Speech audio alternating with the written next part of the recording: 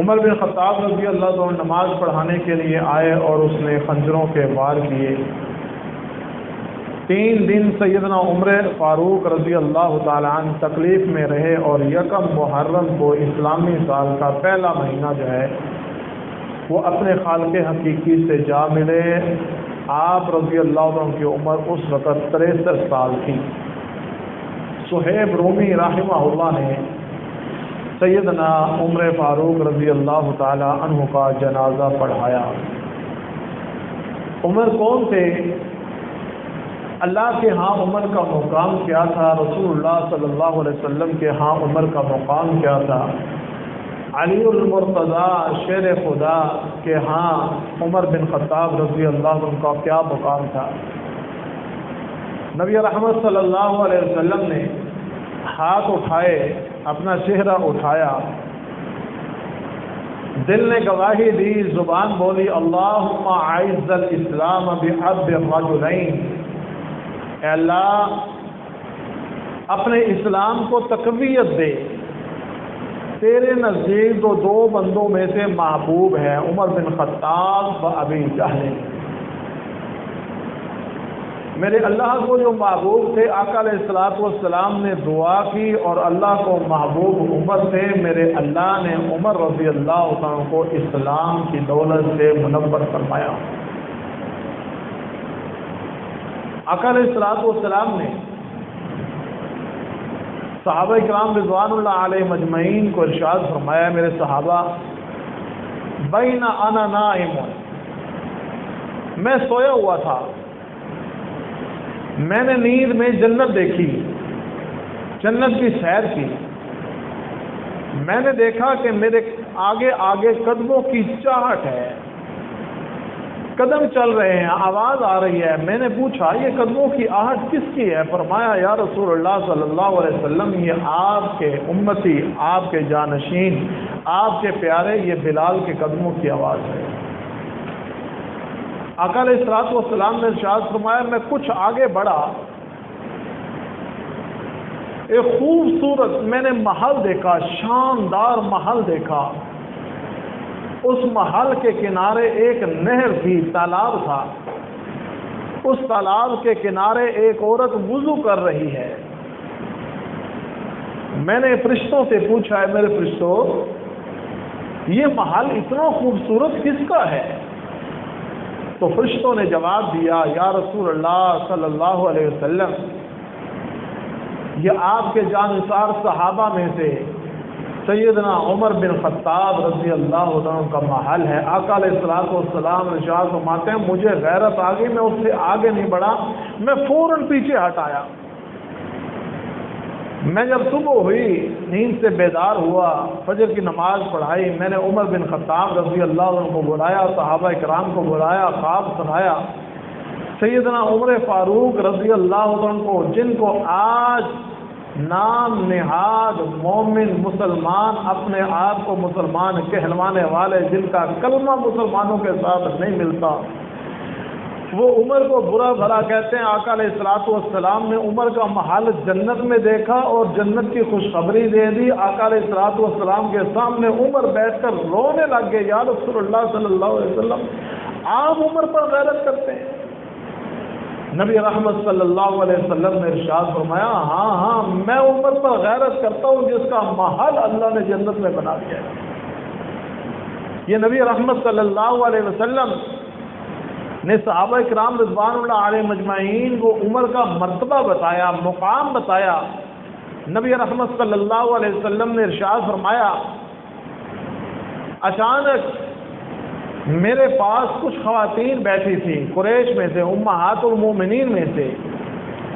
مطالبات کر رہی تھی کچھ اخراجات کا کہ اخراجات بڑھائے جائیں۔ دروازے پر دستک ہوئی اور آواز آئی کہ عمر ہے۔ نبی رحمت صلی اللہ علیہ وسلم نے ارشاد فرمایا جب عمر کی آواز آئی تمام ازواج مطہرات اٹھ کر پردے میں چلی گئی۔ نبی رحمت صلی اللہ علیہ وسلم نے ارشاد فرمایا تمہیں کیا ہو گیا ہے؟ عمر کی آواز سے کیوں کام اٹھے ہو؟ آقا علیہ الصلوۃ والسلام نے صحیح بخاری کے الفاظ ہیں، آقا فرماتے اللہ کی قسم اے عمر تو جہاں بھی آتا ہے، جس جگہ سے بھی گزر جاتا ہے، اللہ کی قسم تجھے دیکھ کر تو شیطان بھی راستہ بدل جاتا ہے۔ وہ عمر جس کے بارے میں نبی رحمت صلی اللہ علیہ وسلم نے یہ ارشاد فرمایا کہ اے عمر تجھے دیکھ کر شیطان راستہ بدل جاتا ہے، اور دوسری حدیث میں ہے کہ تجھے دیکھ کر تو جنوں اور انسانوں میں سے جو شیاطین ہیں وہ راستہ بدل لیتے ہیں۔ آج بھی ہمارا ملک پاکستان، ہماری تاریخ یہ کہتی ہے جہاں عمر لکھا ہوا ہو وہاں کالے کپڑوں والا نہیں گزرتا، وہاں کالے دل والا نہیں گزرتا۔ اس کو تکلیف ہوتی ہے کہ عمر کا نام لکھا ہوا ہے۔ وہ عمر جس کو نبی رحمت صلی اللہ علیہ وسلم نے جنت کی بشارت دے دی، جنت کی خوشخبری دے دی۔ علی المرتضیٰ رضی اللہ تعالی عنہ، ہمارے ہاں سارے صحابہ کرام رضوان اللہ علیہ مجمعین پاک باز ہستی ہیں۔ اللہ کے نبی صلی اللہ علیہ وسلم نے نام لے لے کر ارشاد فرمایا ابو بکر فی الجنہ، عمر فی الجنہ، عثمان فی الجنہ، علی فی الجنہ، طلحہ فی الجنہ، زبیر فی الجنہ، عبد الرحمن بن عوف فی الجنہ۔ نام لے لے کر بتایا کہ صحابہ کرام رضوان اللہ علیہ مجمعین یہ جنتی ہیں، لیکن آج کا نام نہاد کہتا ہے نہیں، ہم تو ان کے نام کے ساتھ خلیفہ راشد بھی نہیں لگائیں گے۔ تم نہ لگاؤ، تمہارے نہ ماننے سے کچھ نہیں ہوتا، میرے عرش والے رب نے ان کو جنتی لکھ دیا ہے۔ عمر بن خطاب رضی اللہ تعالی عنہ کون سی شخصیت ہے؟ عمر بن خطاب رضی اللہ عنہ کا کیا مقام ہے، کیا شان ہے؟ علی المرتضیٰ رضی اللہ تعالی عنہ جب عمر بن خطاب رضی اللہ تعالی عنہ شہید ہوئے، جنازہ مبارک پڑا ہے۔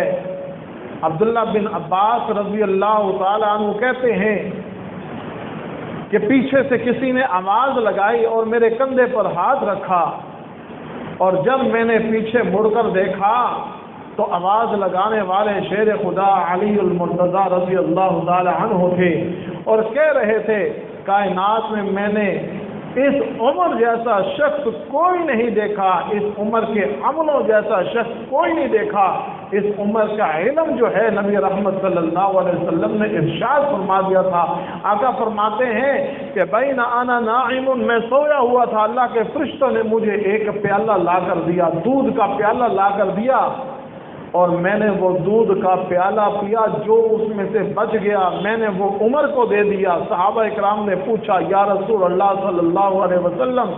اس کی تعبیر کیا ہے؟ آپ نے بچا ہوا جو دودھ ہے وہ عمر کو دے دیا ہے۔ نبی رحمت صلی اللہ علیہ وسلم نے ارشاد فرمایا العلم،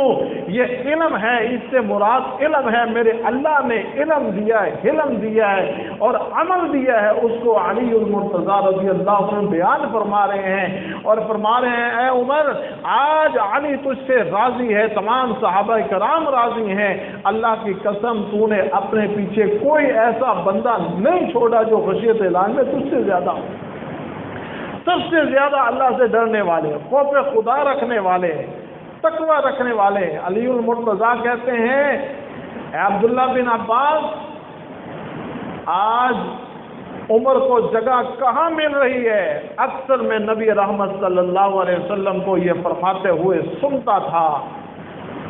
ابو بکر و عمر فی الجنہ، ابو بکر عمر جنت میں ہیں، ابو بکر و عمر و انا خرجت، میں محمد صلی اللہ علیہ وسلم ابو بکر اور عمر نکلے، ابو بکر اور عمر داخل ہوئے، ابو بکر اور عمر پہاڑ پہ تھے۔ جب بھی میں نے آقا علیہ الصلوۃ والسلام کو سنا ہے وہ یہی سنا ہے انا و ابو بکر و عمر، ساری زندگی علی نے اللہ کے نبی صلی اللہ علیہ وسلم سے سنا ہے، اس کی تعبیر یہی ہے۔ آج عمر کو مرتبہ مقام مل رہا ہے، آقا علیہ الصلوۃ والسلام کے قدموں میں مل رہا ہے۔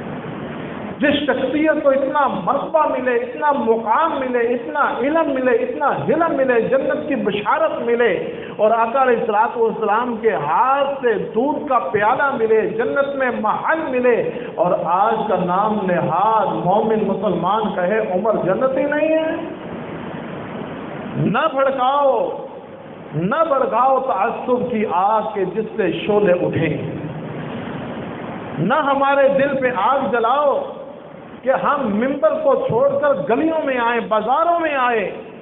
کہ ہم تمہیں اپنے ہاتھ سے تمہارا گریبان پکڑیں کہ نہیں،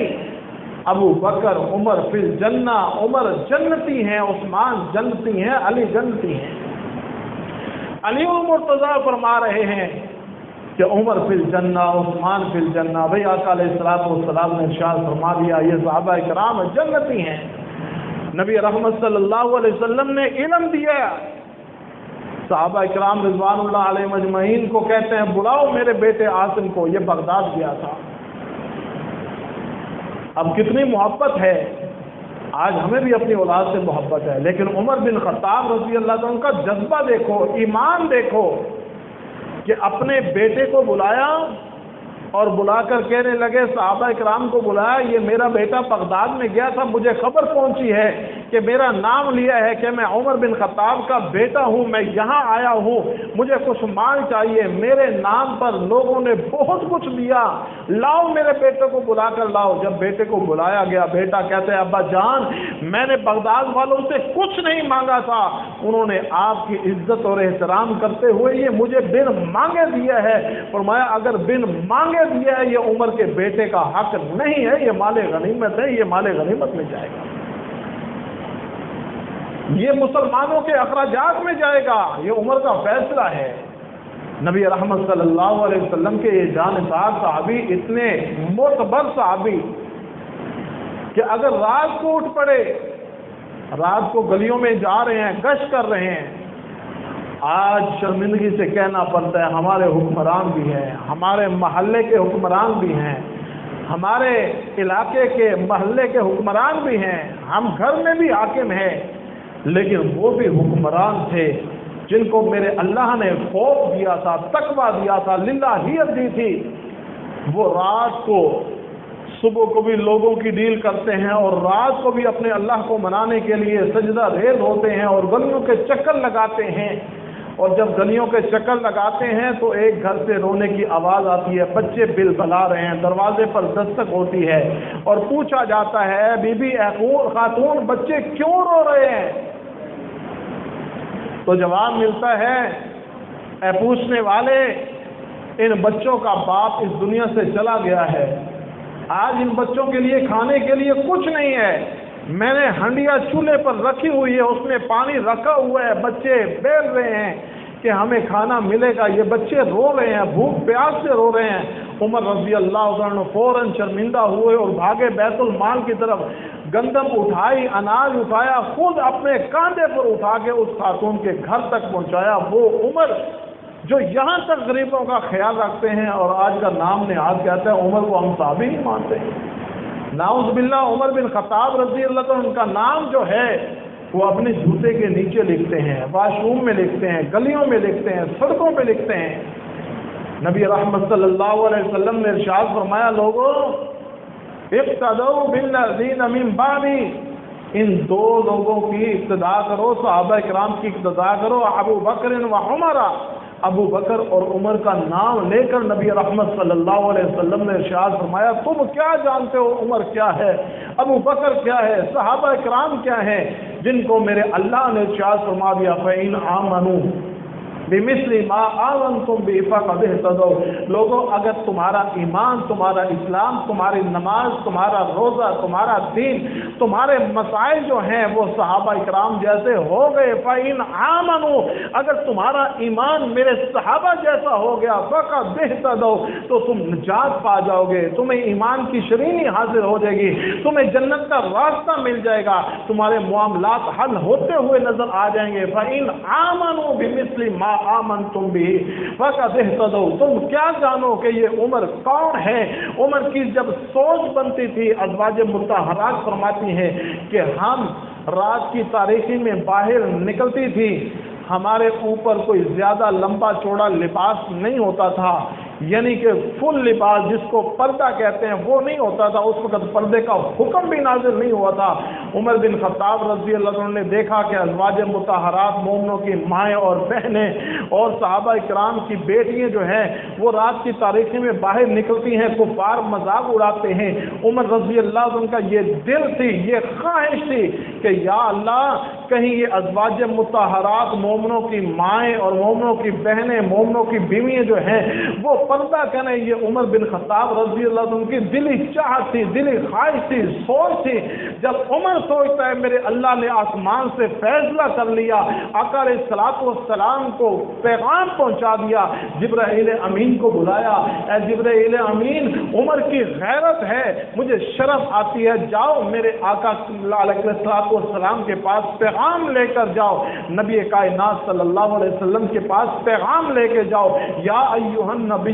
قل لازواجک وبناتک ونساء المؤمنین، اے نبی صلی اللہ علیہ وسلم، عمر کی خواہش تھی، عمر کی غیرت تھی کہ ازواج مطہرات باہر نکلتی ہیں، مومنوں کی مائیں باہر نکلتی ہیں، مومنوں کی بہنیں باہر نکلتی ہیں، وہ پردے سے نہیں ہوتی، ان کو کفار تکلیفیں دیتے ہیں۔ آج مومن کی خواہش ہے، عمر کی خواہش ہے، میں اللہ نے آج یہ سے حکم نازل فرما دیا، یا ایھا النبی، اے نبی صلی اللہ علیہ وسلم، قل لازواجک وبناتک ونساء المؤمنین، اپنی بیویوں سے کہہ دو، اپنی بیٹیوں سے کہہ دو، تمام خواتین سے کہہ دو، یدنین علیہن من جلابیبہن، عمر کی خواہش تھی کہ تم اپنے اوپر بڑی بڑی چادریں اوڑھ کر نکلو، میرے اللہ نے فیصلہ کر دیا۔ آج عمر کی خواہش پر قرآن اترے اور نام نہاد مومن صحابہ اکرام کو گالی گلوچ کرنے والا وہ کہے میں عمر کو صحابی نہیں مانتا، ہم تیرے ایمان پر شک کا توق ڈالتے ہیں کہ تو مومن نہیں ہے جب تک تیرا ایمان صحابہ اکرام کے ایمان جیسا نہ ہو۔ عمر بن خطاب رضی اللہ عنہ دل میں خواہش کرتے ہیں، یا اللہ ہماری ماؤں بہنوں کے چہروں پر دوپٹہ ہونا چاہیے، نقاب ہونا چاہیے، پردہ ہونا چاہیے، میرے اللہ آسمان سے قرآن نازل فرما دے۔ یہ ایک موقع نہیں ہے، عمر بن خطاب رضی اللہ تعالیٰ عنہ بیت اللہ کا طواف کر رہے ہیں، مقام ابراہیم جہاں ابراہیم علیہ السلام نے کھڑے ہو کر بیت اللہ کی بنیادیں بنائی، دیواریں بنائی، وہ اینٹیں لگائی، باپ اور بیٹے نے کھڑے ہو کر بیت اللہ کی تعمیر کی، ابراہیم علیہ السلام کی وہ یاد عمر بن خطاب رضی اللہ عنہ کے چہرے کے سامنے آ گئی، اور عمر کہتے ہیں، دل میں ارادہ کرتے ہیں، کاش کہ میرے اللہ اس مقام ابراہیم کو، میرا دل کرتا ہے میں یہاں نماز پڑھوں، میرے اللہ نے فوراً آسمان سے فرشتے کو بھیجا، اے جبرائیل امین میرے پیارے حبیب جناب محمد رسول اللہ صلی اللہ علیہ وسلم کو پیغام دے کر آؤ، آج عمر کی خواہش ہے، میں نے قرآن بنا دیا، واتخذوا من مقام ابراہیم مصلی، جو بھی عمرہ کرے، حج کرے، وہ مقام ابراہیم پر 2 نفل لازمی ادا کرے۔ یہ عمر بن خطاب ہیں، نبی رحمت صلی اللہ علیہ وسلم نے ارشاد فرمایا، عمر تو سوچتے تھے میرے اللہ قرآن بنا دیتے تھے۔ عمر نے بے شمار مقامات پر سوچا، بدر کے قیدیوں کے بارے میں سوچا، عمر کی خواہش کیا تھی، صحابہ اکرام کی خواہش کیا تھی۔ عمر کہتے تھے، یا رسول اللہ صلی اللہ علیہ وسلم، یہ جو کفار ہیں، بدر میں 70 قیدی آئے ہیں، ان سب کو ان کے رشتہ داروں کے حوالے کر دیا جائے، سب ایک ایک کو اس کے رشتہ دار اپنے ہاتھ سے ان کو جہنم واصل کریں۔ صحابہ اکرام رضوان اللہ علیہم اجمعین کہتے تھے، یا رسول اللہ صلی اللہ علیہ وسلم، ان سے فدیہ لے لیا جائے، پیسے لے لیے جائے، ان کو آزاد کر دیا جائے، جو شریعت میں ایک شرط رکھی تھی۔ صحابہ اکرام نے کہا، یا رسول اللہ، اسلام کو تقویت مل جائے گی۔ آقا علیہ السلام نے تمام صحابہ اکرام کی رائے کو پرکھ کر ان سے فدیہ لے کر سب کو چھوڑ دیا، تو میرے اللہ نے آسمان سے قرآن نازل فرما دیا، اے میرے پیارے حبیب جناب محمد رسول اللہ صلی اللہ علیہ وسلم، یہ عمر کی خواہش تھی کہ ان کو مارا جائے، یہ میرے اللہ نے آج سے طے کر دیا، اگلے سال جو ہیں وہ آپ کا اتنا ہی نقصان ہوگا۔ احد کے میدان میں 70 صحابہ اکرام رضوان اللہ علیہ مجمعین شہید ہوئے، اور اس شہادت کو بھی اگر وہاں تک بچانے میں باقی صحابہ کو کردار ہے، وہ سیدنا عمر فاروق رضی اللہ عنہ کا کردار ہے۔ خالد بن ولید رضی اللہ عنہ اس وقت مسلمان نہیں تھے، آواز دیتے ہیں، ہے کوئی مسلمانوں میں سے ہمارے ہم پلہ، ہم سے لڑنے والا؟ ابو سفیان رضی اللہ عنہ اس وقت مسلمان نہیں ہوئے تھے، انہوں نے نعرہ لگایا، اوہ حبل، حبل ان کا بہت بڑا بت تھا،